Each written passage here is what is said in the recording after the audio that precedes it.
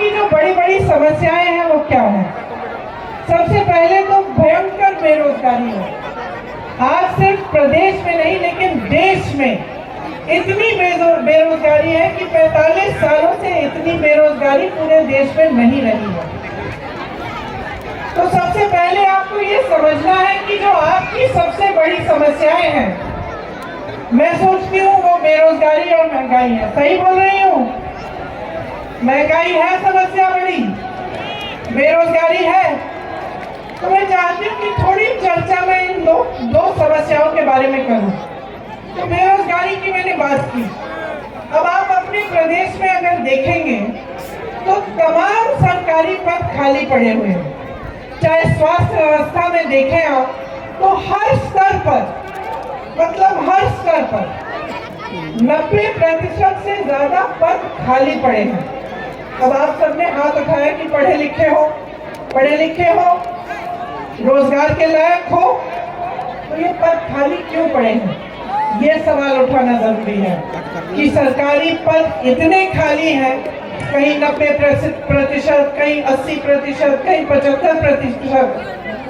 तो आज तक जब 18 सालों से भाजपा की सरकार चल रही है तो ये पद भरे क्यों नहीं गए? सबसे पहला सवाल तो ये है। दूसरा सवाल कि अगर आपको रोजगार मिल रहे हैं, नहीं मिल रहे हैं, तो इसकी वजह क्या है? क्योंकि ऐसी बात तो नहीं है कि कभी रोजगार नहीं मिले। एक जमाना था, शायद आपके दादों का जमाना, जहां लोगों को छोटे मोटे सरकारी रोजगार मिल जाते थे। कोई पीएम का काम करता था, कोई सरकारी किसी बड़ी कंपनी में काम ले लेता था। उसके बाद आस्ते आस्ते वो कमा के मेहनत करके अपने बच्चों को पढ़ाता लिखाता और उसके बच्चे आगे बढ़ के कोई और बड़ी नौकरी ले लेते।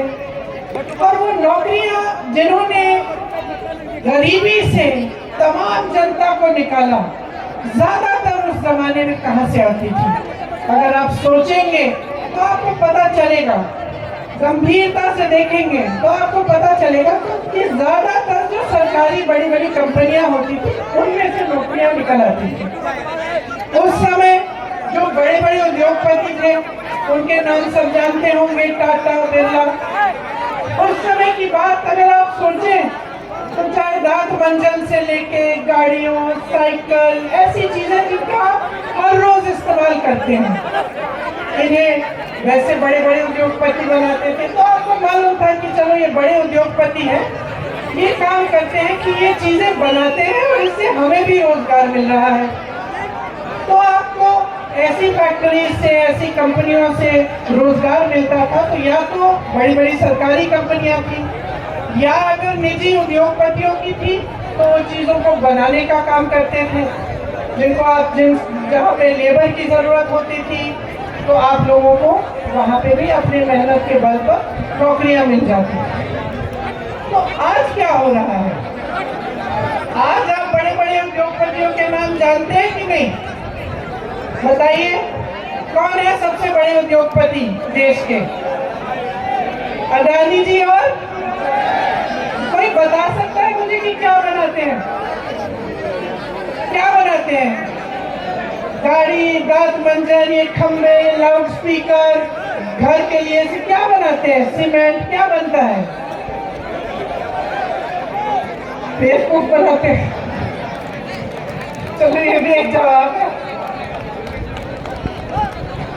आप ये नहीं कह सकते कि क्या बनाते हैं, क्योंकि इनके साथ क्या हो रहा है? जो देश की जनता की जो संपत्ति थी, जो बड़े बड़े सरकारी उद्योग थे, जिनको आपकी मेहनत से बनाया गया, आपके लिए रोजगार बनाने के लिए, उनको मुफ्त में सौंपा गया है, कौड़ियों के दाम पे उनको दिया गया है। एक के बाद एक, चाहे आप BHEL ले, आप HAL ले, चाहे रेलवेज ले, जहां से आपको रोजगार मिलता था वो तो उनको सौंप दिए। आपकी संपत्ति उनके पास हो गई। वो कुछ बनाते नहीं है। जो आपने बनाया, इस देश ने बनाया, चाहे वो बंदरगाह हो, चाहे वो एयरपोर्ट हो, चाहे कोई भी बड़ी चीज ले लीजिए, वो उनको सौंपी जा रही है। तो आप कहाँ से आएंगे? प्रियंका जी को देर करवाने के लिए भारतीय जनता पार्टी की पूरी चाल रही। इंदौर से ही उनको लेट किया गया और उनकी चाल सफल नहीं हुई। उनसे मिलने के लिए, इंदिरा जी की पोती को मिलने के लिए जो जनसमूह है, 1 घंटे लेट होने के बावजूद भी वैसा कि वैसा रहा। लाखों की संख्या में भीड़ रही। उन्होंने अपनी बात लोगों के बीच में रखी और लोगों ने एक छवि इंदिरा जी की उनमें देखी है। या बड़ा ऐतिहासिक पल है कुक्षी के लिए। क्या लगता है इस बार 80 पार होगा? अब आप बताइए। 80,000 की पब्लिक है और 2-2 वोट भी आते तो 80,000 पार तो हो ही गए।